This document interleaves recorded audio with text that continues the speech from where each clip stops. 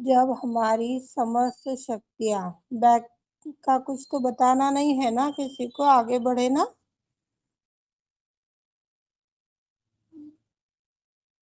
कल हाँ। की कोई चीज रिपीट करनी है, बताइए।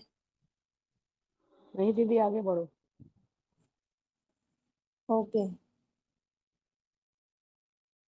जब हमारी अंदर की सूक्ष्म शक्तियाँ आप लोगों को बताई गई थी, सूक्ष्म शक्तियाँ किस किस स्थान पर किस कौन कौन सी देवता विराजित है, कौन कौन से गण कार्य कर रहे हैं। शिवा ने चाहा तो एक दिन यह फिर से रिपीट करवा देंगे। जो नए हैं उनको भी पता हो जाएगा, जो पुराने हैं उनको भी लाभ हो जाएगा फिर से। यह शक्तियाँ जब सहस्त्रार में जागृत होती हैं तो सामूहिक बन जाती हैं। यहीं से हमारा विकास होने लगता है। यह शक्तियाँ जब तक सामूहिक नहीं होती, ब्रह्मरंध्र में स्थापित नहीं होती, तब तक हम इसी तरह उलझते चले जाएंगे, इसी तरह भटकते चले जाएंगे जैसे बाकी लोग भटक रहे हैं।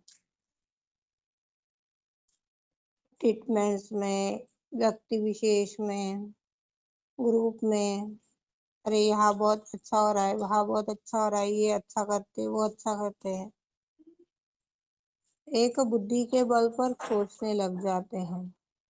तो ऐसे व्यक्ति कभी भी आगे नहीं बढ़ सकते।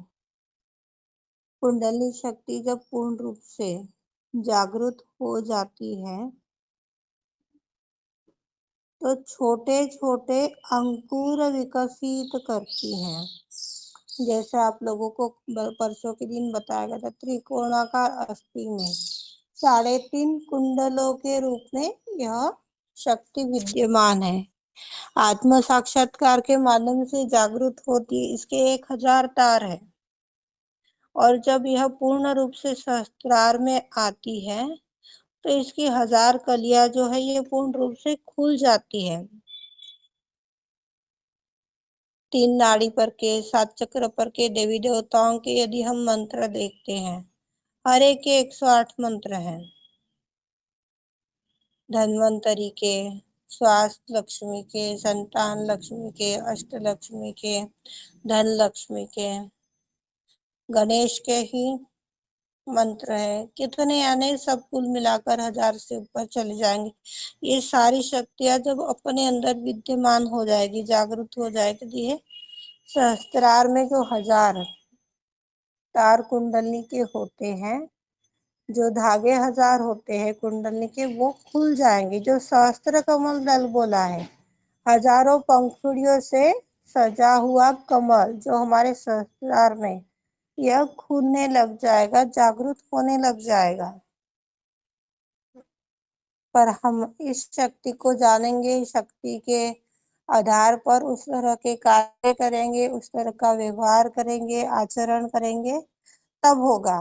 केवल ध्यान ही ध्यान करने से नहीं होगा। सुबह थोड़ा सा बस दीदी ने परीक्षण का बताया, सूक्ष्म देह में आके चले गए, थोड़ा वाणी सुन लिए, बैलेंसिंग कर लिए, तो इससे काम नहीं बनेगा। ये काम किया है, पर गहराई में उतरने के बाद, पर ब्रह्मा से ब्रह्म में लीन होने के बाद, हम ऑफिस जा रहे हैं, घर के काम कर रहे हैं, जो भी गतिविधि कर रहे हैं, जिस स्थान से जिस रूप से कर रहे हैं, तो उस गतिविधि के माध्यम से क्या हमारा अटेंशन वहां पर बना हुआ है? क्या वहां पर हम बने हुए हैं? जैसे ससुराल में हम लोग बैठे हुए हैं, अरे मम्मी अभी टीवी देख रही होगी, मम्मी अभी सो रही होगी, मम्मी ने खाना खाया होगा, अब ये चल रहा होगा, भैया ऑफिस गया होगा, बच्चे स्कूल गए होंगे। जैसे अपन ये एक अनुमान लगाते हैं, ऐसे अनुमान के रूप में हमें वहां पर विद्यमान रहना चाहिए कि नहीं, मैं माँ के दरबार में बैठा हूँ और यह सारी शक्तियाँ कार्य कर रही है। मैं नहीं कर रहा हूँ। जब हम बोलते हैं मुझे भूख लग गई, मैं थक गया, मेरे को ये परेशानी है, अरे मेरे को कितना बैठना पड़ रहा है, मेरे को कितना करना पड़ता है, क्या बताऊं। तो आप अपने जीवा के माध्यम से खुद के ही पैर तुड़वाते चले जाते हैं। मैं कौन है? हमें यहाँ पर हर बार समझना है, बार बार ये चीज सभी को बताई जा रही। मैं कौन हूँ? मैं एक आत्मा हूँ। फिर आत्मा है तो उसको ये सारी चीजें थोड़ी करती है। वो तो तीसरे माले पर बैठी हुई है। तीसरा माला जो हमारे मांसपेशियों से बना हुआ शरीर है, जो सब देख पा रहे हैं। दूसरा माला जो हड्डियों से बना हुआ ढांचा है, जो डॉक्टर्स जान पा रहे हैं। और इसके अंदर का सूक्ष्म देह जो डॉक्टर भी नहीं देख पाते हैं, उस सूक्ष्म देह के अंदर हमारी आत्मा विराजी। वो कहाँ कुछ कर रही है, वो तो सिर्फ आनंद देख रही है, मजा देख रही है कि मेरा बालक क्या कर रहा है। बोलती कुछ नहीं है। जब तक आप उसके दरबार में नहीं जाओगे तब तक नहीं बोलेगी कि बेटा ऐसे मत कर। देखती है, वो कुंडलनी भी देखती है और आत्मा भी देखती है और नोट करते चली जाती है। चित्रगुप्त जी, यमदूत जी जैसे अपना सारा कोठा लिखते हैं ना, यह जो ये पृथ्वी लोक में इतने समय इतने सेकंड तक रहने वाला है, यह जो इतने समय में समाप्त होने वाला है, इतने समय में नवजीवन मिलने वाला है, ऐसा हमारी कुंडली हर एक गतिविधि को लिखती है और आत्मा उसका साक्षीदार रहता है।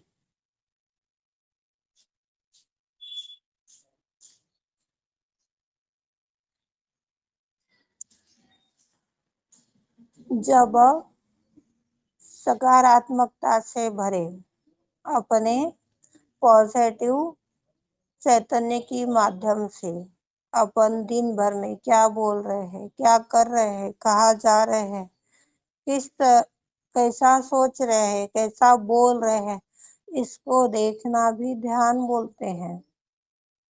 आज आपने अपने सूक्ष्म देह की सफर कर ली, बैलेंसिंग कर ली, वाणी सुन ली, पर ब्रह्म की सैर भी कर ली और चालाकी कर रहे हो, झूठ बोल रहे हो, गणों के विरोध में काम कर रहे हो, तो इसे भ्रष्ट योगी बोला गया है। हमें सत्य का साधक बनना है या भ्रष्ट योगी बनना है, इसकी विभागणी आज आप लोगों को करनी है।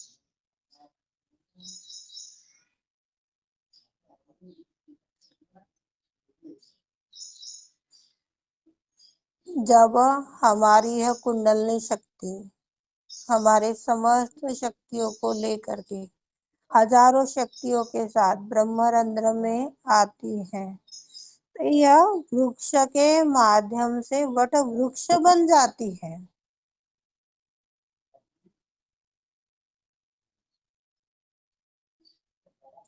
जब ये वट वृक्ष हमारा बन जाएगा तो हम किस तरह से विकसित होंगे, दिन प्रतिदिन कैसे बढ़ेंगे, चमत्कार के ऊपर चमत्कार।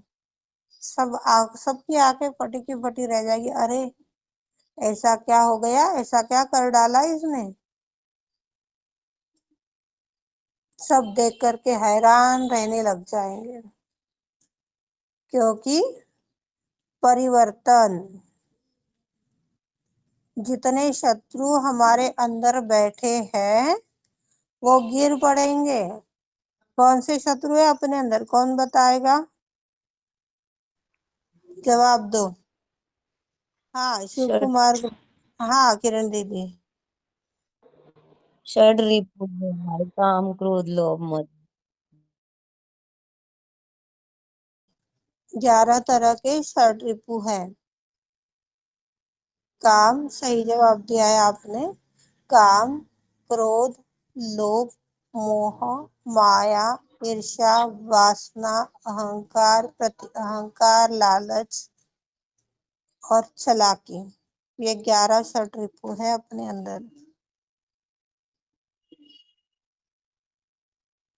दशहरा तो सभी मनाते हैं, पर दशहरे के समय क्या हुआ है हम सब जानते हैं, रावण दहन हुआ था।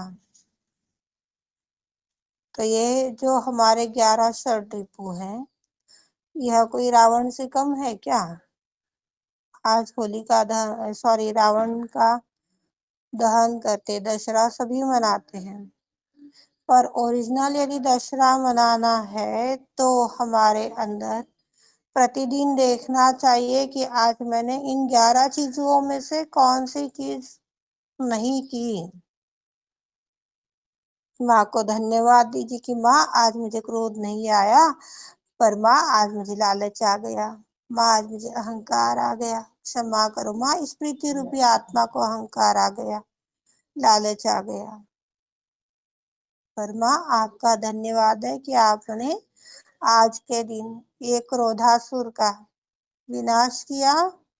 ऐसे ही माँ उर्वरित जो राक्षस है उनका भी संहार कर दीजिए श्री माता जी।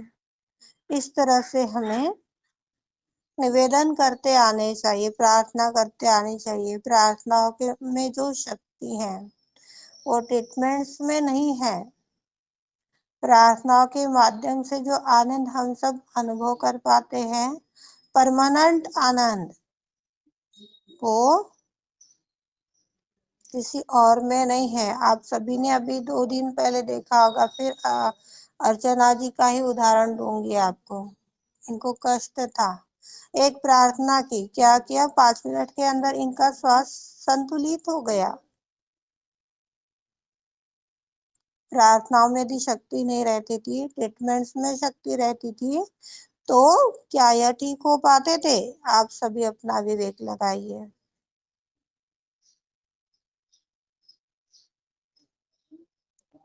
सहस्त्र कमल दल पर हजारों पंखुड़ियों के साथ हमारी शक्तियां जागृत होती है, तो आदि शक्ति विराजती है। ऐसी माँ ने हम सभी को बोला है, मेरे से मिलना है तो सहस्त्रार में आओ, मैं आपको वहां पर मिलूंगी। देखो हाथों के चैतन्य कितने बढ़ गए हैं। सहस्त्रार से नीचे हो तो मैं आपको नहीं मिलने वाली हूँ। मुझसे मिलना है, मुझसे एकरूपता पानी है, तो पहले सहस्त्र कमल दल पर आओ। सहस्त्र कमल दल कब उजागर होगा, कब खिलेगा, कब खुलेगा?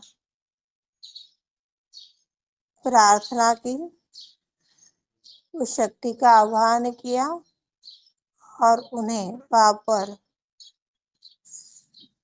7 दिन 8 प्रहर, ये एक नया ज्ञान अभी अभी श्री माँ ने प्रदान किया है जो बता रही हूँ। आज हम सभी ने राजेश्वरी के मंत्रों से आदिशक्ति कुंडली का आह्वान किया है। तो श्री माता जी आज आप इतने स्वरूपों में हमारे सहस्त्रार में पधारी। माँ कृपावंत होकर विश्व के सारे संतों के अंदर 7 दिन 8 प्रहर 24 घंटे हर युग के लिए हमारे सहस्त्रार में इन स्वरूपों से आप विद्यमान होने की कृपा कीजिए, जागरूक होने की कृपा कीजिए। इस तरह से यदि हम आगे बढ़ते चले गए ना, तो 4 महीने में आप देख लीजिएगा, 4 महीने में 1000 मंत्र हो जाएंगे। और उसके बाद में जब ये शक्तियां निरंतर सहस्त्र कमल दल पर उजागर है, जागरूक है, तो ऐसे ऐसे चमत्कार हो जाएंगे। अभी अभी चित्त में आया, ये माँ के वाणी की बात नहीं है। 4-6 महीने जो भी नए हैं पुराने हैं, सबको अडिगता के साथ में बना रहना पड़ेगा। आदिशक्ति के प्रति वो जिज्ञासा, जो तड़प, जो कड़कड़ाहट होनी चाहिए, वो कड़कड़ाहट अपने अंदर जागृत होने के लिए श्री गणेश से सहायता मांगिए, आदिशक्ति के आशीष मांगिए, तो ज्यादा अच्छा हो जाएगा। इस तरह से हमारा अपने आप में आत्मविश्वास भी बढ़ने लग जाता है। कोई कोई आक्रमण नहीं होते, आक्रामक नहीं होते।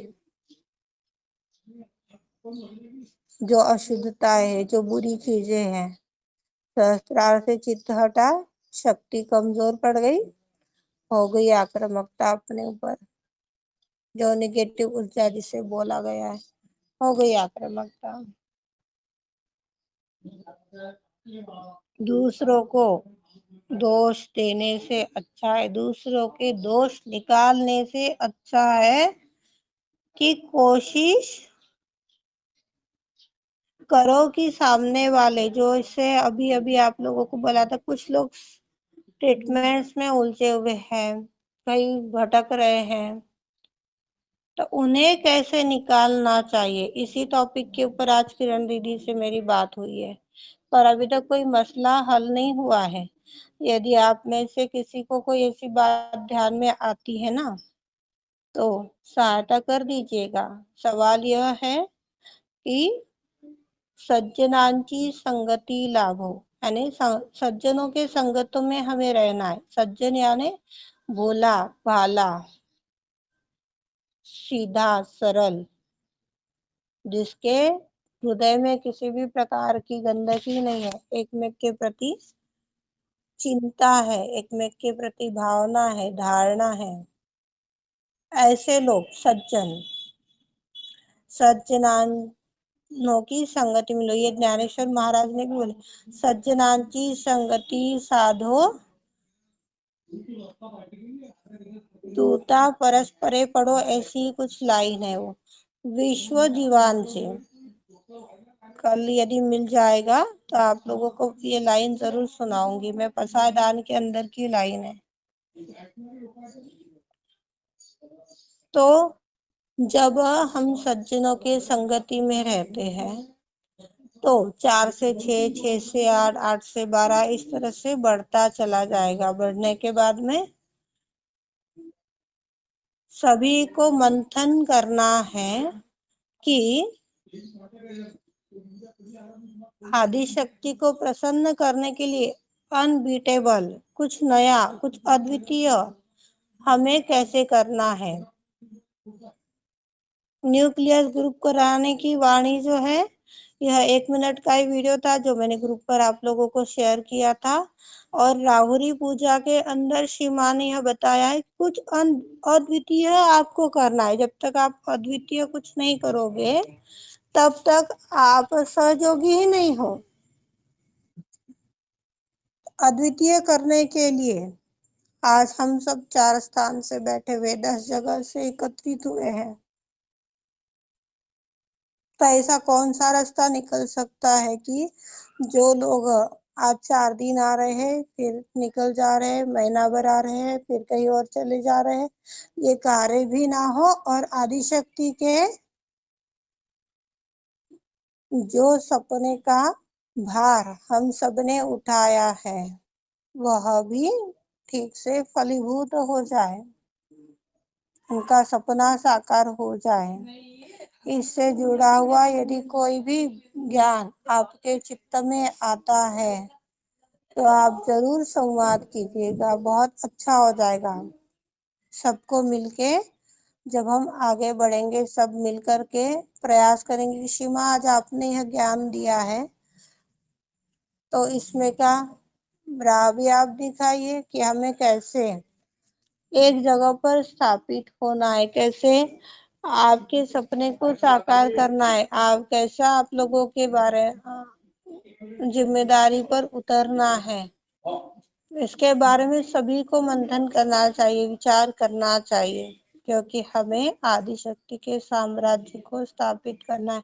हम उस आदिशक्ति के चुने गए सितारे हैं, साधारण व्यक्ति नहीं है।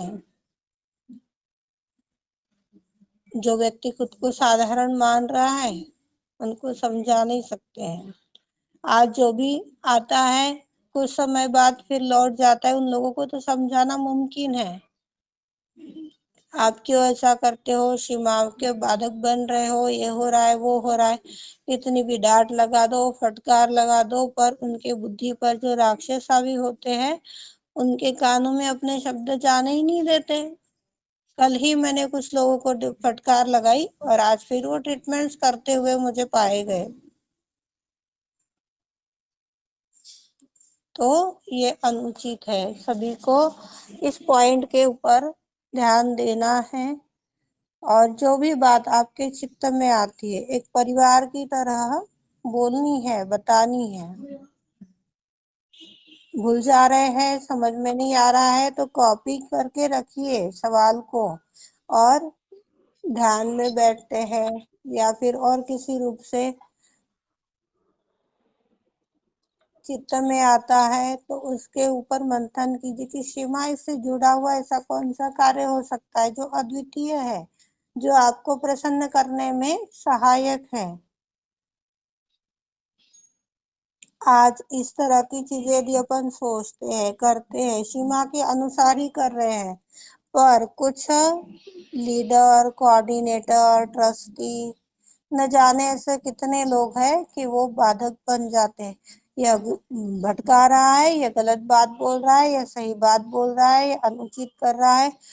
तो यहाँ पर भी हम सभी को अपना विवेक इस्तेमाल करना कि सच में जो बातें यह बोली जा रही है, बताई जा रही है, सीमा के वाणी से ही बताई जा रही है, मन से तो कुछ नहीं बोला जा रहा है। और आत्मज्ञान के अनुभव काफी लोगों ने लिए हैं। अभी शिव भैया हो गए, संतोष भैया हो गए, ये आस्था जी, ये भले ही अभी नए हैं तो इन लोगों को पूर्वकालीन बातें नहीं पता होगी, पर बाकी सभी लोगों ने आत्मज्ञान का अनुभव लिया है। किरण दीदी, आप आत्म परीक्षण से जुड़ा हुआ जो आत्मज्ञान का अनुभव है जरा शेयर कर दीजिएगा सभी को। इसमें जैसे माता जी, इसमें सबको बताया था कि मूलाधार पे कैसे हमें कितनी क्या क्या क्वालिटी है और क्या क्या इसमें वो गुण है, ये सारा बताया था। फिर उसके ऊपर ये बोला गया था कि हमारे अंदर क्या है, हमारे अंदर कौन से इसमें गुण है और कौन से अवगुण है। तो ये देखना है स्वादिष्टान पे कौन से गुण है, नाभि पे कौन से गुण है और कौन से हमारे अंदर वो गुण नहीं है, तो उसका इंट्रोस्पेक्शन करना है। ये बताया था आत्म परीक्षण के ऊपर। ये तो आत्मज्ञान के रूप में आया था किरण दीदी, हम सभी ने यह चीज देखी थी। किसी वाणी में हमें यह पता नहीं चला था, किसी ने आकर के हमें नहीं बोला था, पर जब यह आत्म परीक्षण का कार्य शुरू हुआ है तो उस टाइम में और आज के टाइम में क्या बदलाव अनुभव कर पा रहे हो आप लोग?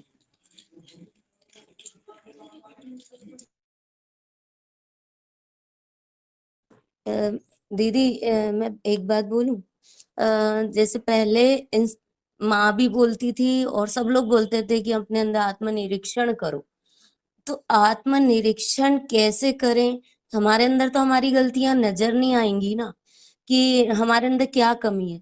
तो मैं यही सोचती थी कि आत्मनिरीक्षण मैं कैसे करूं, मतलब आत्मनिरीक्षण के भाई ये तो पता ही नहीं है कि मेरे अंदर क्या कमी है, लेकिन एक एक चक्र की क्वालिटी पता चली, एक एक चक्र पे क्या क्या है वो पता चला। उससे तो इतना इजी हो गया कि मेरे अंदर अभी भी गुस्सा है तो मैं एक सहजयोगी नहीं हूँ, मेरे अंदर अभी भी लालच है तो मैं एक सहयोगी नहीं हूँ। इससे मतलब पता चलता है कि मेरे अंदर अभी भी इतनी कमियां हैं, तो मैं कैसे अच्छा सहयोगी बन पाऊं कि ये मेरे अंदर चला जाए। श्री माता जी से एक प्रार्थना करनी है कि माँ, अगर मेरे अंदर ये कमी है, गुस्सा है, तो माँ मेरे अंदर ये दोबारा ना आए, ऐसी व्यवस्था कर दो, ऐसी ऐसी स्थिति कर दो कि मेरे अंदर ये आए ना। तो ये प्रार्थना भी हमें तुरंत करनी है। आपने ऐसा कभी अनुभव किया है, प्रार्थना हुई और आपके अंदर वो परिवर्तन आ गया उस समय में? अ, गुस्सा अभी भी मेरे में है बहुत गुस्सा है, लेकिन मैं बस कंट्रोल कर रही हूँ और श्री माता जी से ही प्रार्थना कर रही हूँ कि माँ मेरे को बाकी और तो अभी जैसे लालच तो वो नहीं है, बाकी धीरे धीरे उस पे उन पॉइंट्स पे मैं देखती हूँ अपने को। और गुस्सा तो है, तो वो मैं माँ से प्रे कर रही हूँ, रोज कर रही हूँ कि माँ मुझे ये गुस्सा नहीं चाहिए, ये चिड़चिड़ापन क्यों है, किस वजह से है, ये मुझे बताइए, मार्गदर्शन दीजिए। अब यहाँ पर एक चीज, यदि आप प्रार्थना कर लिए हो, प्रार्थना यदि सही मायने में हो गई है, सभी यहाँ पर ये पॉइंट वाला विषय ध्यान में लीजिएगा। प्रार्थना करने के बावजूद भी यदि वो चीज अपने अंदर है, तो ऐसी कोई गतिविधियां हो रही है क्या जो अनुचित है, और अनुचित होने के बावजूद वो क्रोध उपज रहा है, गलत काम हो रहा है, क्रोध आ रहा है तो वो जायज है, पर सामने वाला सब सही करते जा रहा है और अपन ही गलत होते चले जा रहे हैं, तो इस टाइप का आने वाला क्रोध भी हमें नुकसान दे सकता है। तो यहाँ पर भी आपको विवेक का इस्तेमाल करना होगा। आज मेरे साथ में ये ऑनलाइन चर्चा, ध्यान, प्रार्थना कुछ नहीं था, सब सेंटर चलते थे, उस टाइम का एक अनुभव है। मैं कोई भी वाणी सुनती थी तो शुरू में मेरी ये सिचुएशन थी कि मुझे वाणी सुनाई नहीं पड़ती थी, भूल जाती थी, कानों में घून घून घून घून घून घून आवाज आते रहती थी। अब वाणी तो सुननी है क्योंकि सबने बोला है ध्यान में वाणी लगानी चाहिए। समझ नहीं थी उस टाइम पर इतनी, पता भी नहीं था, सब जैसे करते थे देख देख कर करते थे। अब वाणी तो लगा देती थी, कभी नींद लग जाती थी, कभी घुन घुन आवाज आती थी, पर माँ का शब्द कानों में नहीं पड़ता था। फिर एक दिन सवाल किया गया, मैंने बोला गहराई कैसे पाई जाए। सर से सवाल किया गया, गहराई कैसे पाई जाए। तो बोले शिव माँ का ज्ञान आपके व्यवहार में आएगा तो गहराई अपने आप आती जाएगी, उसके लिए तो कोई अलग से तपस्या करनी है ही नहीं। और वो एक दो सहयोगी हमारे गांव के भी है और एक दो सहयोगी जो है वो पंजाब से थे, उनका नाम अब मुझे याद नहीं है। तो इस तरह से हो गया। फिर मैंने बोला भाई माँ के ज्ञान से गहराई प्राप्त होने लगती है, तो अब कैसे करूँ, माँ का ज्ञान तो मैं आत्मसात ही नहीं कर पाती हूँ। माँ की वाणी लगाओ तो कभी नींद आ जाएगी, कभी कान में गुनगुन आवाज आने लग जाएगी, मैं तो सुन ही नहीं पाती हूँ, फिर कैसे समझूंगी। सूझबूझ शून्य थी, कुछ नहीं समझ में आता था। मेरी रियल कहानी बता रही हूँ मैं आपको, समझ में नहीं आता था। उसके बावजूद फिर मिला माँ अब कैसे, इस चिंता के अंदर कुछ दिन मेरे निकल गए। संतुलन में थी, ध्यान की अवस्था में थी। अब ये उस टाइम पर कैसे ध्यान की अवस्था में बैठी हूँ, संतुलन में बैठी हूँ, ये तो समझ में नहीं आता था, पर आज समझ में आता है कि उस टाइम पर मैं कैसे संतुलन में थी और माँ ने मुझे कैसे सहायता प्रदान करी। खट्ट से कुंडलनी आई, अरे आत्मा में प्रकाश डाला, अरे परेशान क्यों हो रही है, चिंता क्यों कर रही है, तुझे मेरी वाणी ही तो सुनाई नहीं पड़ती है, गुनगुनी आवाज आती है, नींद ही लग जाती है, कोई बात नहीं, तू एक बार मेरे से बोल कर तो देख ले। माँ आज आपने वाणी में कौन सा ज्ञान दिया, कौन सी बातें बताई, माँ मेरे तो कानों में भी नहीं पड़ी, आचरण में कहाँ से लाऊं। माँ जो भी ज्ञान दिया ना आपने वो मेरे आचरण में आ जाए, मेरी व्यवहार में आ जाए। ऐसा करते करते करते अपने आप मेरे कानों की क्लियरिंग हो गई और आज मैं पूर्ण रूप से वाणी सुन पाती हूँ, उसको अच्छा बुरा समझ पाती हूँ। जब तक वो वाणी चलती थी तो कुछ समय ऐसा रहा कि जब वाणी सुनने में आसानी होने लग गई तो एक ही वाणी बार बार बार बार कोई भी वाणी लगाती थी तो उस वाणी के अंदर सीमा एक ही बात बताते चली जाती। मैंने बोला भाई ये वाणी तो कल ही सुनी है, आज ये वाणी सुनने का मूड नहीं है, ये क्यों सुनूं मैं, कुछ नया देखूंगी। पक गए हैं मेरे कान, रोज के रोज वही वाणी वही वाणी, एक ही बात कानों में पड़ रही है। एक साल बीता, 6 महीने बीते, फिर श्री माता जी ने ऐसे एक प्रकाश डाला कि आप उस वाणी को तब तक सुनिए, तब तक आत्मसात कीजिए जब तक कि मैं आपको वो चीज कुछ समझाना चाह रही हूँ आप समझ नहीं पा रही, उसको व्यवहार में नहीं ला पा रही। मैं बार बार इसी कारण से तुझे सुना रही हूँ। तो ये चीज मेरे साथ हुई है, जब वो चीज जो भी बात उस टाइम पर कौन सी बात सीमा ने समझाई वो तो याद नहीं है आज मुझे, पर वो चीज जब मेरे अंदर आने लग गई, वो वाणी में जो ज्ञान माँ ने दिया था वो ज्ञान मेरे व्यवहार में आने लगे। उसके बाद मैंने आज तक वो वाणी आत्मसात नहीं की, कौन सी वाणी सुनी थी, कौन सी लगाती थी, कौन सी चलवाती थी, वो भी याद नहीं है। अब तो सब ऊपर की भारी भारी वाणियां मिल जाती, सब बोलते हैं कि दीदी आपको कहाँ से मिल जाते हैं। ऐसे ऐसे पते लगा दिए है शिव माँ ने। तो कहने का मतलब है कि यदि आज हम प्रार्थना करने के बावजूद भी यदि वो अवगुण अपने अंदर आ रहा है तो उसको साक्षी भाव में हमें देखते आना चाहिए। उचित अनुचित यह भी समझना चाहिए। इसमें हर एक कार्य में विवेक, जो सीमा ने बार बार बताया, उस विवेक को अपने अंदर जागरूक होना चाहिए, समझना चाहिए सही गलत उचित अनुचित। तो अच्छा हो जाएगा। प्रार्थना कर रही हूँ, रोज प्रार्थना कर रही हूँ, ये मत कीजिएगा किरण दीदी। प्रार्थना हो चुकी है, संतुलन में आए, निर्विचारता में जाकर के यदि हमने प्रार्थना की है तो उसको भूल जाइए। जब हम भूल जाते हैं तो माँ के गण वहां पर कार्य करने लग जाएंगे। मुझे क्रोध आ रहा है, ठीक है, ये बाय चांस ऐसा घटना घटित भी हो गई, क्षमा कर देना माँ। आज क्रोधासुर नामक असुर जाग उठा था, क्षमा कर दो माँ, मैं तो आत्मा हूँ, क्षमा कर दो। इस तरह से क्षमा मांग करके वहां से साइड ले लो। ऐसे करते करते आप बड़े चले जाओगे ना, तो जल्द ही आपके इस कमी को आप विजय में परिवर्तित कर दोगे। देख लीजिएगा ये चीज। जी दीदी। पूर्ण रूप से हमें साक्षी बनना है, चाहे जो सिचुएशन आ जाए, पूर्ण रूप से साक्षी। जब साक्षी बन जाएंगे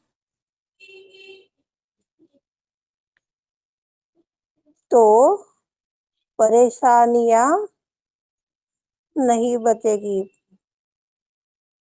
साक्षी भाव में नहीं है, उलझ रहे हैं तो परेशानियां बनी ही रहने वाली हैं। हमें वास्तविकता में आना है। जो वर्तमान है वो हमारा वास्तविक है। प्रेजेंट टाइम में हमें आना है। ना 2 घंटे आगे जाना है, ना 2 घंटे पीछे जाना है। यह भी हमें भूत भविष्य में उलझा देता है। प्रेजेंट टाइम, अभी जो सेकंड चल रहे हैं, जो पल्स गिर रहे हैं, उसी सेकंड में, उसी पल्स में बस बन जाओ। चित्त में आया, फॉलो कर जाओ। इतना ही आसान है।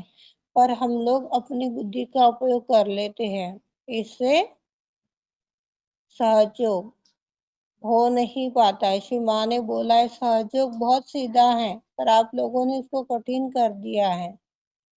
सहयोगों के अंदर आना बहुत आसान है, टिकना कठिन है।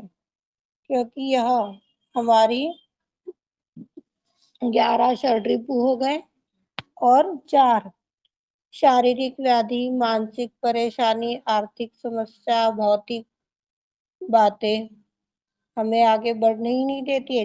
11 और 4 ये 16, ये 16 चीजें, 16 नाम के असुर हमारे ऊपर बैठे हुए हैं। हमें किसी भी प्रथा का फॉलो नहीं करना है। वो कर रहा है, मुझे भी करना है, ये नहीं करना है।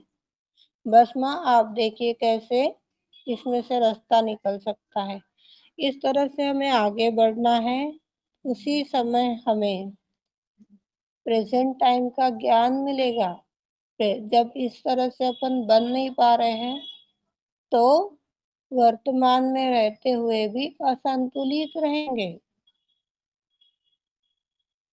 आज का दिन गुजर रहा है, आज के सेकंड चल रहे हैं, पल्स गिर रहे हैं, पर हमारा विचार गए हुए समय के लिए या आने वाले समय के लिए, इन दो नैयाओं पर अपन हरदम डगमगाते रहते हैं। तो कहाँ रही हमारी वास्तविकता, कहाँ रहा हमारा प्रेजेंट, क्या गलत है क्या सही है, इसे हमें सुधारते आना चाहिए। सीमा को सिर्फ एक शक्ति मांगिए, जैसा अभी अभी आप लोगों को बताया गया, अच्छाई और बुराई, आप इसको नोट करते चलिए। नोट करने के बाद में जो भी भाई बहन लिख रहे हैं उसको मैसेज के माध्यम से या कॉपी का फोटो, अच्छा हैंड राइटिंग होगा, सभी को समझ में आता होगा, ऐसी हैंड राइटिंग होगी तो कॉपी का फोटो भी डाल दोगे तो कल इन कमियों के ऊपर विजय प्राप्ति के लिए प्रार्थना। जब परब्रह्म का सैर हो जाएगा, आदि शक्ति के साम्राज्य में हम चले जाएंगे तो कर पाएंगे। वहां से ही यह कार्य करना है। जो स्वास्थ्य के लिए, अपने पारिवारिक समस्याओं के लिए, आर्थिक दिक्कतों के लिए, जो भी असंतुलन है, जो भी अपनी इच्छा है, उसको आशीर्वादित होने के लिए यही से हमें प्राप्त करना है। आज जब माया दीदी ध्यान करवा रहे थे, तो अभी तक हम लोगों ने यह अनुभव किया कि आदिशक्ति के चरणों में हमारी कुंडलनी फुदक रही है, खेल रही है, कूद रही है।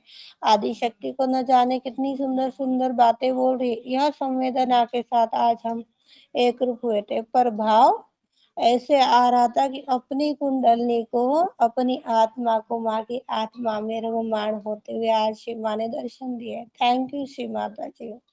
यह दर्शन हमें देखने हैं, यह दर्शन में हमें लाभान्वित होना है।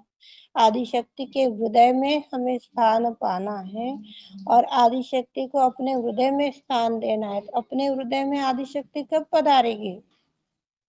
जब पूर्ण रूप से निर्मलता हमारे अंदर रहेगी। गंदगी में तो शिव माँ नहीं आएंगे।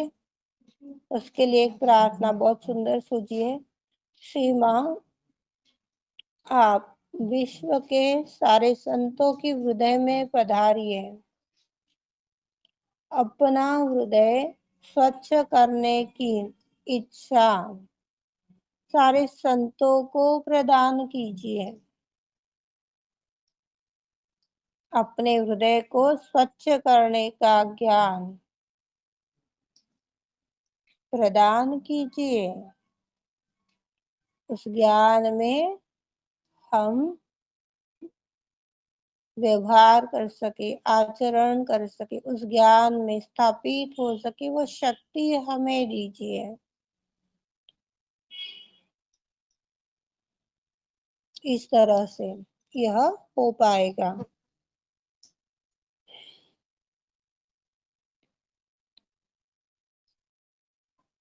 सही गलत यदि हमें समझ में आ रहा है तो सुधारना करने में भी आसानी हो जाएगी। इससे हमारा व्यक्तित्व निखरने लग जाएगा। आदि गुरु ने कहा है, जो दत्तात्रेय महाराज है, उन्होंने कहा है, पुनरुत्थान का समय आएगा तो आपके हाथ बोलेंगे। ईसा मसीह ने भी बोला है, आपके हाथ बोलेंगे जब आपके उत्थान का समय आएगा। हाथ बोलेंगे मतलब एनी टाइम इस हाथों से चैतन्य बहते रहेगा। जो ये चैतन्य हम कुछ पल अनुभव कर पा रहे, कुछ पल बाद फिर अनुभव नहीं हो रहा है, यह नहीं होने वाला है। 24 घंटे 7 दिन 8 प्रहर ये हाथ बोलते चले जाएंगे, चैतन्य बोलते चला जाएगा। इसी घोर कलयुग में परमेश्वरी शक्ति पूरे पावर से कार्य कर रही है। हम प्रतिदिन देख पा रहे हैं। सहयोगी मिल करके इसे अनुभव कर सकते हैं। आप सभी की इच्छा होगी तो कल इसका अनुभव हम सब करेंगे।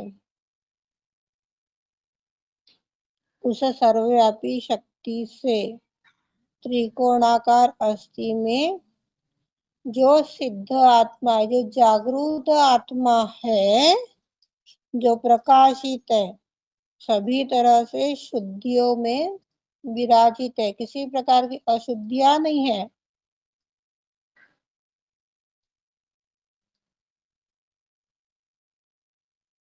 वह किस तरह से बढ़ रही है, किस तरह से कार्य कर रही है, यह देख पाएंगे। पर साक्षी भाव में पहले हमें आना अति आवश्यक है। सहयोग की तीसरी डेफिनेशन यह है, तो कितने घर, मोहल्ले, गांव, देश विदेश हम जागृत कर पाएंगे। जो आत्म साक्षात्कार की विधि बताइए। थैंक यू सीमा, ये आत्मज्ञान के रूप में आपने 8 दिन पहले ही प्रदान कर दी। थैंक यू श्री माता जी। अपने दिशा को विज्ञान में, मूल ज्ञान में हमें जाना है। मूल ज्ञान यानी अपने अंदर का स्वभाव, स्व का गुण। आप इस तरह से यहाँ पर समझ पाओगे। आज मैं ग्राउंड फ्लोर पे मेरा घर है और 2 भाभियां जो है वो ऊपर सेकंड फ्लोर पर रहती है। आने जाने का रास्ता सभी का एक है, वापर सभी का एक है, अधिकार सब जमाते हैं, पर मुशक्कत अकेली को उठानी पड़ती है। कोई गेस्ट आ रहा है, कोई जा रहा है, अच्छा है, बुरा है, जो भी एक स्त्री को घर के अनुसार अपना नियोजन होता है वो सब अकेली को करना पड़ता है। कभी कभी गुस्सा आ जाता है कि अरे कम से कम मेरा जब स्वास्थ्य ठीक नहीं होता है, आज का ही अनुभव है। अनुभव तो बहुत बार होते, पर आज फिर यह चीज मुझे रियलाइज हुई है। अंदर बहुत कष्ट दे दी गई थी थोड़ा टाइम के लिए, पर चलो ठीक है, उसमें से भी सीमा ने निकाल दिया। अरे स्वास्थ्य ठीक नहीं है उतने टाइम में तो कम से कम आप लोग समझिए इस तरह का दुख। किसी को तो फलका डालने के लिए बोला नहीं था, किसी को बर्तन मांजने के लिए तो बोला नहीं था, पर क्या आप इतना भी नहीं समझ पाते? इतनी भी प्रेम करुणा नहीं है? आपका भी काम मैं करती हूँ, क्योंकि नीचे पसारा मेरे को अच्छा नहीं लगता है। नीचे कोई भी आ जाए तो नाम रखने वाले मुझे रखते हैं। आपको अच्छा लगो बुरा लगो जो भी लगो, करना तो मुझे ही पड़ रहा है। पर आप मुसीबत के समय में यदि मुझे इतना देख लेते हो, समझ लेते हो, कर लेते हो,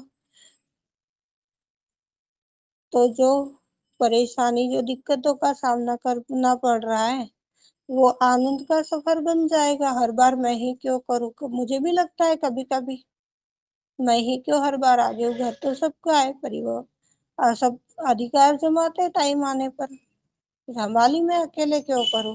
तो इस तरह की चीजें अपने जीवन में होती हैं। आप लोगों को समझाने के लिए, बोलने के लिए, बताने के लिए इस तरह की चीजें मुझे बतानी पड़ती है।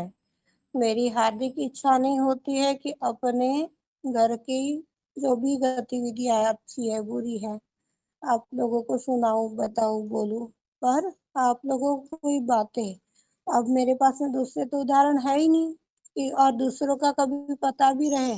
बोल भी तू तो किसी को अच्छा लगता है, किसी को अच्छा नहीं लगता है, कोई किस रूप में लेता है, तो उससे 10 हाथ दूर रहना मैं ज्यादा खुद में सेफ मानती हूँ। अच्छा लगता है कि भाई किसका पता नहीं कब इम्बैलेंस आ जाए और किसको कब कौन सी चीज अच्छी लगे, कितनी बुरी लगे। तो नहीं, यह जो प्रेम बना है यह जन्म जन्म के लिए ऐसा ही बरकरार रहे। इस बेस के चलते भी कुछ पता भी होता है किसी का तो नहीं बोल पाती हूँ, इच्छा नहीं करती है। तो यह जो मूल का ज्ञान है, मैं ही क्यों करूँ, मुझे ही क्यों लगे, आ गया ना मेरे अंदर का ज्ञान, आ गई ना भावना। जो इस तरह से हमें जानना है, अपने को खुद को पहचानना है, जिसका बोध हमें सिर्फ सजयोग में ही होता है।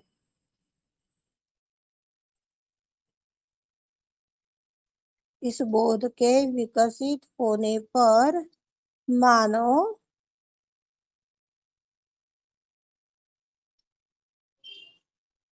के अंदर परिवर्तन आता है, संयोजन बन जाता है, सामूहिक चीज बन जाती है। सामूहिक चीज के माध्यम से ऐसी कई चीजें हैं जिसका प्रबंध अपने आप हो जाता है।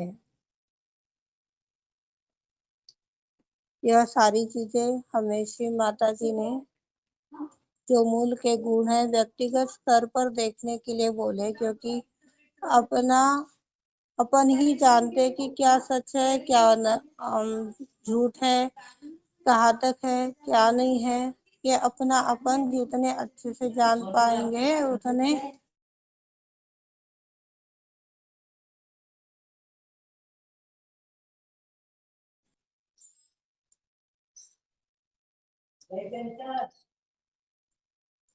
हमें व्यक्तिगत रूप से जानना है, पहचानना है, देखना है, दयालुता से, प्रेम भाव से कार्य करना है। कठोर नहीं बनना है। यदि कठोर बन करके कार्य कर रहे हैं, दबाव डाल करके कार्य कर रहे हैं या करवा रहे हैं, तो यह भी हमारे दुख का रीजन बन जाएगा।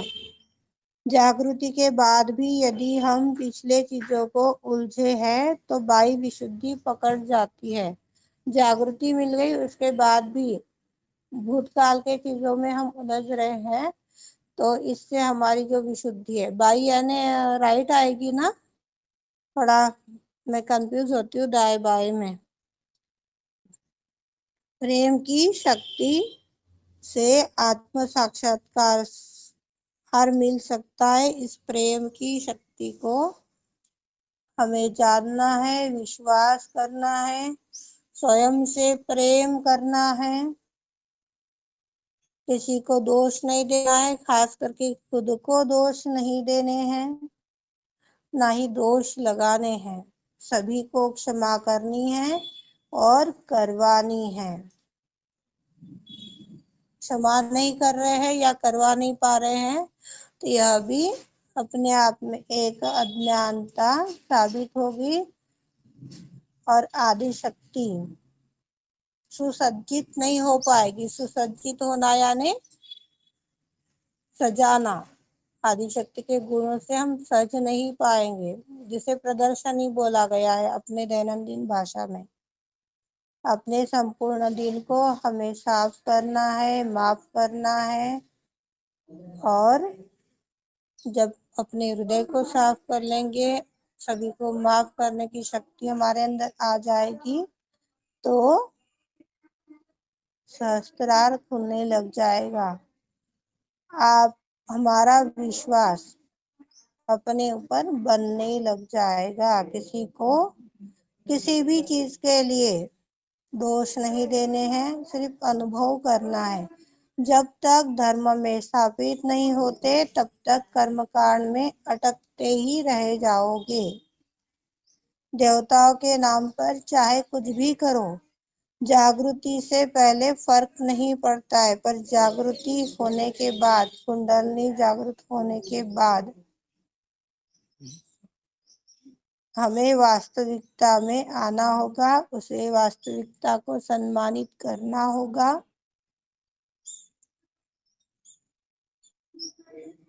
वास्तविकता को सम्मानित नहीं कर रहे हैं, वास्तविकता में स्थापित नहीं हो रहे हैं, तो जो अपनी संस्कृति है वह भी खत्म हो जाने वाली है। स्त्री धन के पीछे लगना सबसे बड़ा दोष बताया है। महिलाओं के पीछे काफी रूप होते हैं जिसके पीछे लगते हैं, तो ये भी दोष तैयार कर देगा। असहाय महिला के लिए योजनाएं बनानी चाहिए।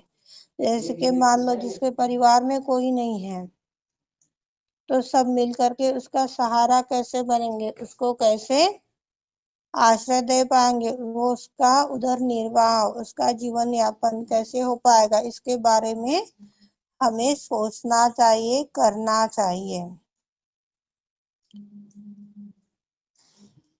कुंडली एक महिला है जो इस देश की शक्ति है, आदि शक्ति का प्रतिबिंब है, आदि शक्ति की उपासक है।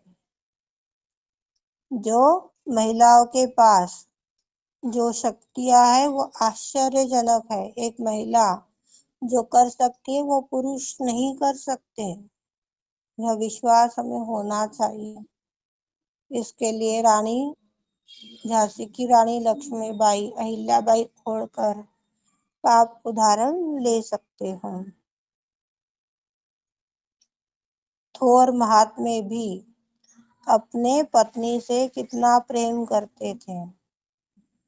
और आत्म साक्षात्कार के बाद तो ये सारे चीजें हमें सीखने को मिलती है और सीखना भी चाहिए। इच्छा रखनी चाहिए, इच्छा रहेगी तो सीख पाओगे। और इच्छा ही नहीं है, सिर्फ किसी की आवाज बहुत अच्छी लग रही है, इस बेस पर यदि आप बैठ रहे हो तो वो भी कर्म कांड में चला जाएगा और जो प्रगति होनी चाहिए वो नहीं हो पाएगी। प्रेम की माध्यम से जीवन की सुंदरता को परिवर्तित करना है। सभी तरह का काम, क्रोध, लोभ, मोह, माया, बकवास की जितनी भी चीजें हैं, जितने भी षड रिपु है, इसे हमें त्यागते आना चाहिए, इसको धुतकारते आना चाहिए, इसको लाठी मार करते आनी चाहिए।